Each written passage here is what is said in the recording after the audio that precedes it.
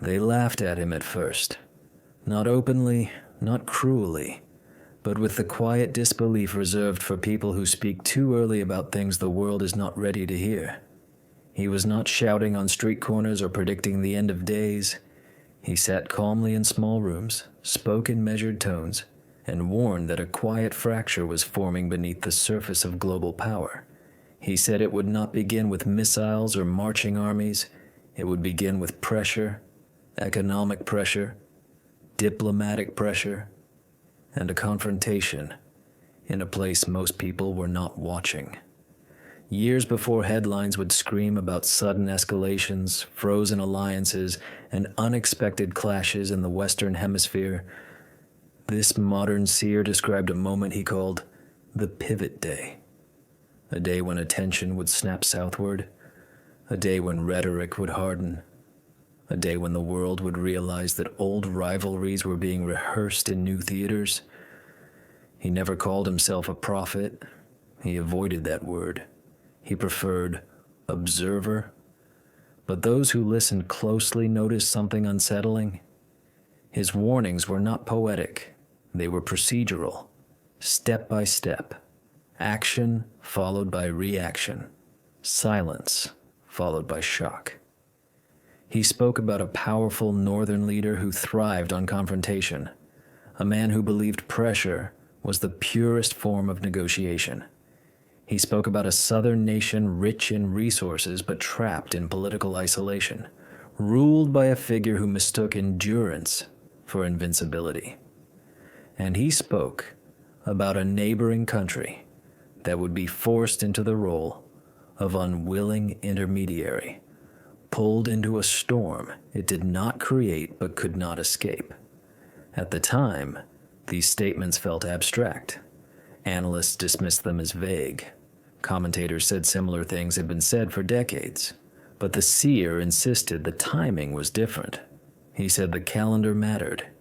He said the world would ignore the warning because nothing dramatic would happen at first. No invasion, no declaration, just statements, sanctions, movements behind closed doors. He described the way language would change before events did, how words like concern would quietly turn into response, how monitoring the situation would become considering options. He said once those phrases appeared together, the outcome would already be decided. The most unsettling part was not what he predicted, but how casually he spoke about it. There was no urgency in his voice, no attempt to persuade, only a calm certainty that history moved according to patterns, and that this pattern had already begun. In private sessions, he was more specific. He spoke about a single date in late winter, a date he said would not be remembered for what happened on that day, but for what began afterward. He said markets would react before people did. He said journalists would initially misread the signals. And he said political leaders would pretend surprise, even though the decisions had been drafted long before. At the time, few connected his words to reality. The world was distracted. Other conflicts dominated attention. Other crises felt louder, more immediate. The idea that tension in South America could become a strategic lever for global powers seemed exaggerated. But the seer insisted this was precisely why it would work. He explained that power rarely moves where people are watching. It moves where resistance is weakest and assumptions are strongest. He said decision-makers believed the region was predictable, containable. That belief, he warned, would become the opening. Midway through one recorded talk, he paused and said something that now feels chilling in retrospect. He said, "When the headlines finally catch up, people will ask why no one saw it coming. The truth is, many did. They just did not want to say it out loud." If you're finding this story intriguing so far, take a second right now. This video is not free to make, and the only price is simple. Hit the subscribe button, leave a like, and tell us in the comments where you're watching from. It helps this channel grow. and I read every single one. Now, back to the story. What made his warning different was his understanding of personalities. He did not frame events as accidents of history. He framed them as collisions of character. He described the Northern leader as someone who viewed compromise as weakness, someone who believed unpredictability created leverage. He described the Southern president as someone who equated survival with victory, who mistook staying in power for winning the game. Between them, he said, was a chessboard disguised as diplomacy. He warned that public statements would be designed not for negotiation, but for domestic audiences, that threats would be delivered indirectly, through allies and economic channels, to maintain plausible deniability. He said the real conflict would not be announced. It would be implied. Most dismissed him because he did not offer a dramatic climax. There was no single explosive prophecy, no final vision of collapse. Instead, he described erosion, relationships wearing down, trust evaporating, lines being crossed so slowly that each one felt justifiable on its own. He also warned about something else, something even fewer people wanted to hear. He said the confrontation would be useful. Not tragic, not regrettable, but useful. Useful for distraction. Useful for leverage. Useful for reshaping narratives at home. That statement made audiences uncomfortable. People prefer to believe conflicts are failures. He suggested they were tools. When asked if the situation could be avoided, he answered carefully. He said it could be delayed, softened, redirected, but not stopped entirely. The incentives were already aligned. Too many interests benefited from tension. Too many careers were built on standing firm. By the time the world began to sense that something was shifting, his words had already been recorded, archived, forgotten. Clips circulated quietly among small communities. A few listeners returned to them months later, surprised by how closely reality seemed to echo his calm warnings. But this story does not end with a prediction. It begins there. Because once the pressure started to build, once statements hardened and positions locked in, the question was no longer whether he had been right. The question became something far more uncomfortable. What happens when a warning is accurate but ignored? And more importantly, who benefits from pretending it was unpredictable?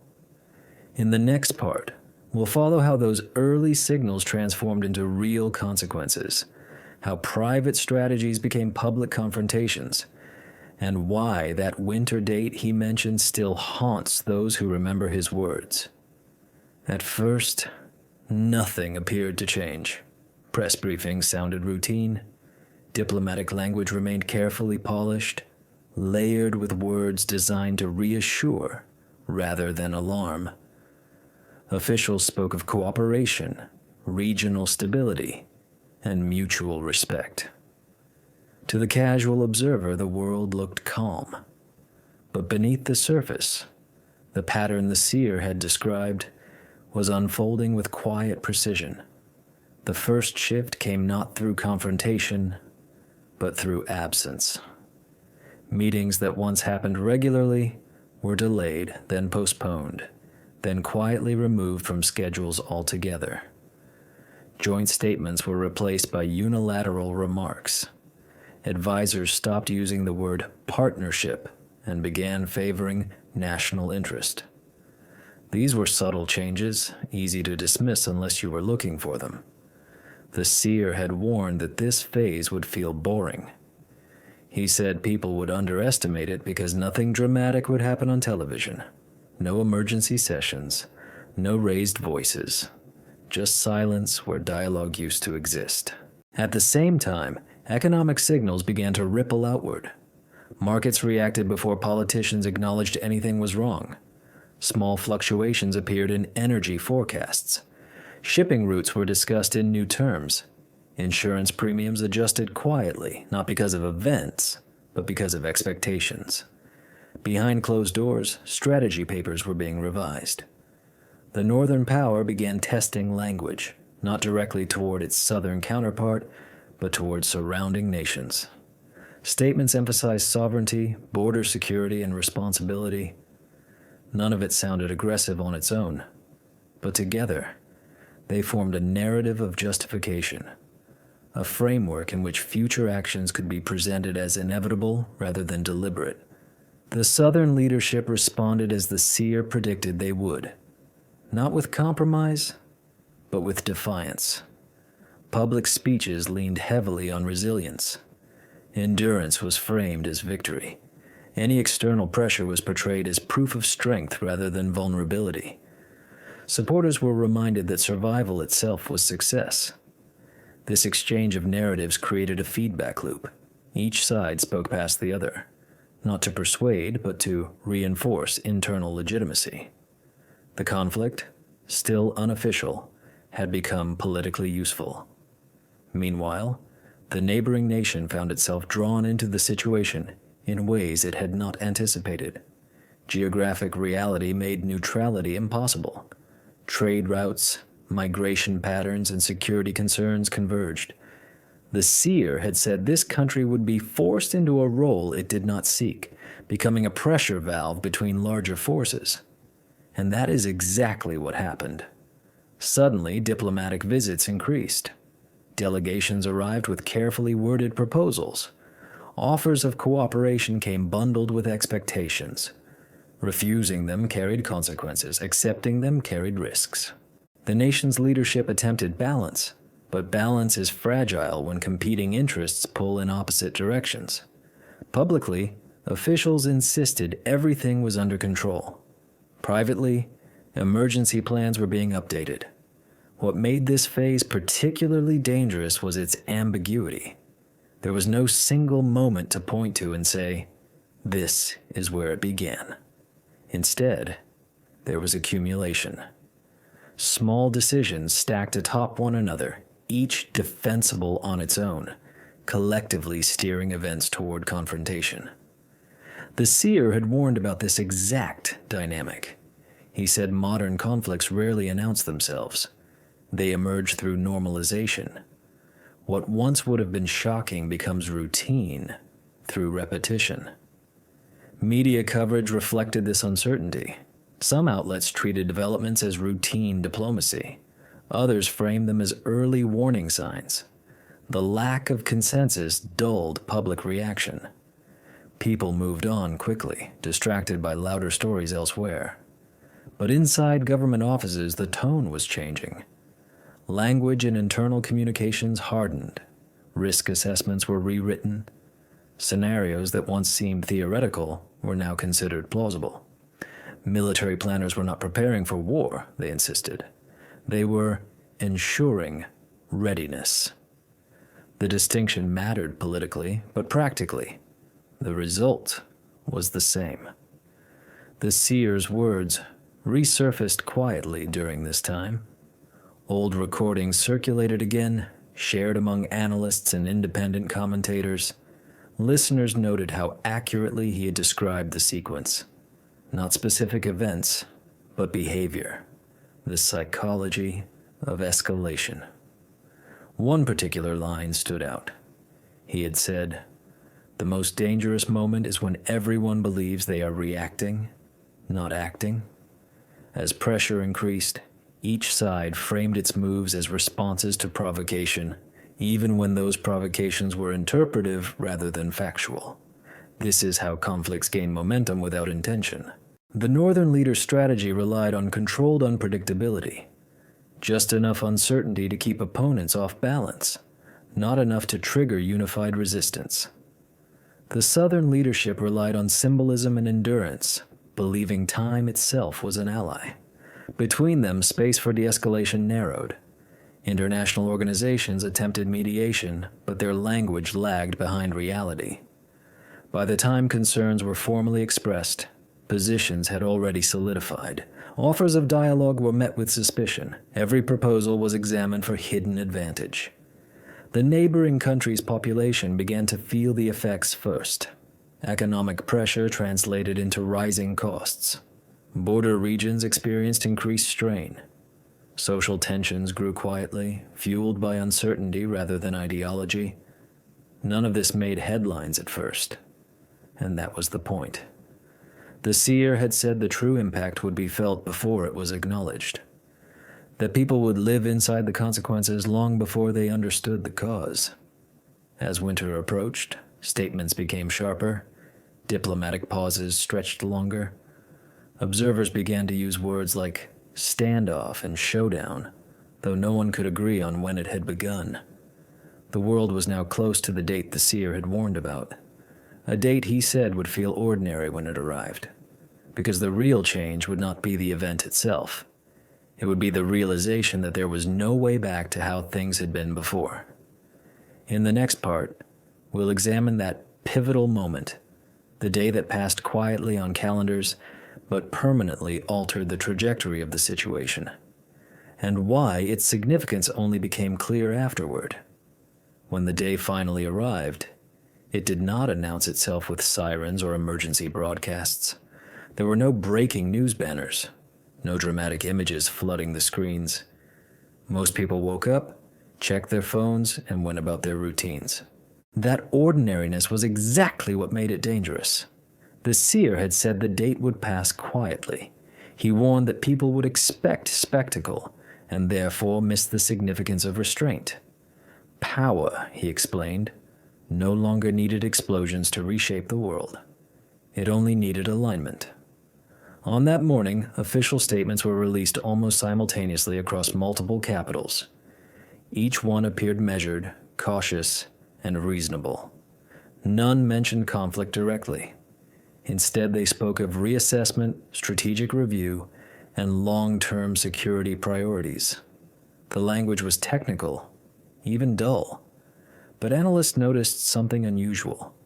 The phrasing was too similar, not coordinated openly, but harmonized in tone, as if everyone had agreed, without saying so, that a line had been crossed and could not be uncrossed. The Northern Power framed its announcement as defensive necessity. A recalibration, they said, based on evolving realities. The Southern leadership responded hours later, declaring sovereignty and warning against external interference. The neighboring nation issued a statement calling for calm while activating measures that suggested it expected the opposite. None of these actions were extreme on their own. Together they formed a lock. Behind the scenes, the shift was far more tangible. Financial institutions updated risk models. Logistics companies rerouted shipments preemptively. Diplomatic staff were quietly reassigned. Embassies reviewed evacuation protocols, not because they expected immediate danger, but because they no longer trusted predictability. This was the moment the seer had emphasized most strongly. He said the world would change, not when leaders spoke loudly, but when systems adjusted silently, when infrastructure adapted to a future that had not yet been officially acknowledged. For ordinary people, the first signs were subtle. Prices fluctuated in ways that felt disconnected from local realities. News reports used conditional language more frequently. Words like if, could, and may dominated headlines. Anxiety became ambient rather than acute. Social media amplified confusion. Some voices dismissed the situation as manufactured panic. Others claimed it was the beginning of something much larger. Without a clear event to react to, audiences fractured into interpretations. That fragmentation benefited those in power. Because uncertainty delays resistance. The seer had warned that modern influence thrives in ambiguity. When no one agrees on what is happening, no one agrees on how to respond. By the time clarity arrives, momentum is already established. Late that evening, a closed-door meeting took place that would later be referenced only indirectly. No transcript was released, no official summary was provided, but leaks suggested that options once considered unacceptable were now categorized as on the table. That phrase appeared repeatedly in subsequent weeks. On the southern side, internal divisions deepened. Hardliners argued that confrontation was inevitable and should be embraced on their terms. Moderates urged caution, warning that isolation would only accelerate decline. The leadership balanced these pressures carefully, projecting unity while managing fracture beneath the surface. The neighboring country faced its own reckoning. Publicly, neutrality remained the official stance. Privately, preparations continued. Security forces adjusted deployments, border infrastructure was reinforced, communication channels multiplied, some overt, others deliberately opaque. The seer had said this nation would become a mirror, reflecting the tension of larger powers while absorbing disproportionate consequences. Not because it chose to, but because geography and history allowed no alternative. International observers began using a new phrase, managed instability. It described a condition where disruption was not accidental, but regulated. Enough pressure to achieve leverage, not enough chaos to trigger collective intervention. This concept defined the period that followed. Weeks passed without dramatic escalation, yet nothing returned to normal. Diplomatic language hardened incrementally. Each statement built upon the last, narrowing options while maintaining the illusion of flexibility. The public grew restless. Protests emerged, not unified, but scattered. Some demanded stronger action. Others demanded disengagement. Governments cited public opinion selectively, using whichever sentiment supported their existing trajectory. Media retrospectives revisited the seer's predictions with renewed interest. Commentators debated whether his accuracy was coincidence or insight. Skeptics argued he was vague. Supporters pointed to the sequence, not the specifics. That distinction mattered, because the seer never claimed to predict events.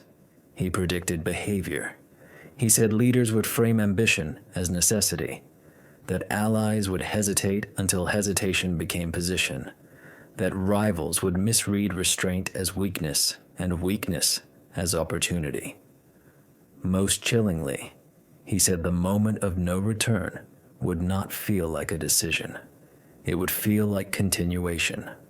By the time international organizations attempted renewed mediation, the ground had shifted. Trust was depleted. Assurances were dismissed as performative.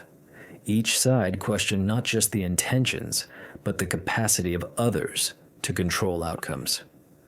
The system had entered what strategists call path dependency. Early choices constrained later ones even when circumstances changed. In other words, the future had weight, and it was pulling everything forward. As months unfolded, the world adjusted to this new baseline. Crisis fatigue set in. What once would have dominated headlines became background noise. That normalization was itself a form of surrender. The seer had warned about that too. He said people would adapt faster than they realized, accepting conditions they would have rejected only months earlier. That acceptance would be interpreted by leaders as consent. And consent, once assumed, rarely needs renewal. In the final part, we will examine the long shadow of that quiet day, how its consequences continued to unfold, why reversal became nearly impossible, and what the seer believed was the only force capable of interrupting the trajectory once it was set. Long after the headlines shifted and attention drifted elsewhere, the consequences of that quiet turning point continued to unfold. Not dramatically, not all at once, but steadily, like a tide that reshapes a shoreline while everyone is looking inland. The seer had described this phase as the most dangerous, precisely because it felt stable. No explosions, no declarations of war, just a new arrangement of pressure, normalized and reinforced through repetition. What had once been framed as temporary measures quietly became permanent features of the global landscape. Trade routes adjusted first, then investment patterns. Certain regions became financial dead zones, not because of sanctions alone, but because uncertainty made long-term planning impossible. Capital does not flee in panic anymore. It withdraws politely, one decision at a time. Political language followed. Leaders stopped promising resolution and started promising management. Conflicts were no longer described as problems to be solved, but realities to be navigated. That shift signaled resignation disguised as pragmatism. The seer had warned that when leaders stop speaking about endings, it means they no longer believe in them. Within the southern state, internal fractures widened. Economic strain amplified old grievances. Loyalty became transactional. Support depended less on ideology and more on access to diminishing resources. Power consolidated upward, justified by the need for unity under pressure. Public messaging emphasized resilience. Survival became the metric of success. Comparison to the past was discouraged, labeled unproductive or destabilizing. The future, once imagined as progress, was reframed as endurance. In the Northern power, the consequences were subtler, but no less significant. Strategic gains came with long-term costs. Alliances became more conditional. Trust eroded even among partners. Every agreement now included contingencies, escape clauses, and unspoken assumptions of eventual divergence. The neighboring nation found itself permanently altered. What had begun as precaution hardened into posture. Infrastructure designed for temporary stress became structural. Generations grew up knowing no alternative state of affairs. The seer had said this country would pay the highest price for decisions it did not initiate, not because it lacked agency, but because it existed between narratives larger than itself. International institutions struggled to respond. Their frameworks were built for crises with identifiable beginnings and ends. This situation had neither. It was continuous, adaptive, and resistant to resolution. Reports were written, panels convened, recommendations issued. Nothing fundamentally changed. As years passed, the predictions were revisited less frequently, not because they were discredited, but because they were no longer necessary. Reality had absorbed them. What once sounded prophetic now sounded obvious.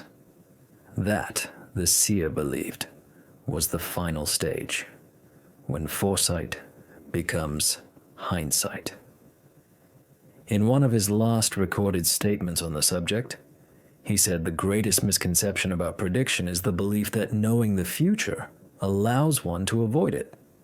In truth, he argued, knowledge often accelerates outcomes by creating the illusion of preparedness.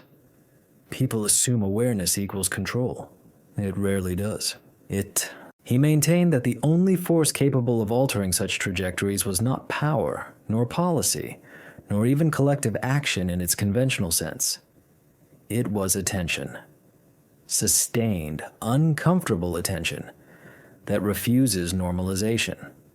When societies stop treating prolonged tension as background noise, leaders are forced to respond differently. When the public demands not management but meaning, systems either adapt or fracture, but attention is difficult to maintain. It requires resisting fatigue. It requires refusing simple narratives. And it requires acknowledging complicity in outcomes shaped by silence as much as speech. The world that emerged from that quiet turning point did not collapse. It recalibrated. Borders held. Governments remained. Life continued. That continuity was the illusion. Beneath it, assumptions had shifted. Risk was redefined. Stability was downgraded. The future was no longer a destination, but a moving constraint. The seer did not claim vindication. He never framed his words as warnings meant to inspire fear. He described them as observations drawn from patterns older than any individual leader or nation. Power seeks momentum. Uncertainty creates opportunity. And history rarely announces its pivots. It whispers them. By the time most people realize something irreversible has happened, the moment to prevent it has already passed. What remains then is responsibility, not for what was done, but for what is allowed to continue. And that, according to the seer, is where prediction ends and choice begins.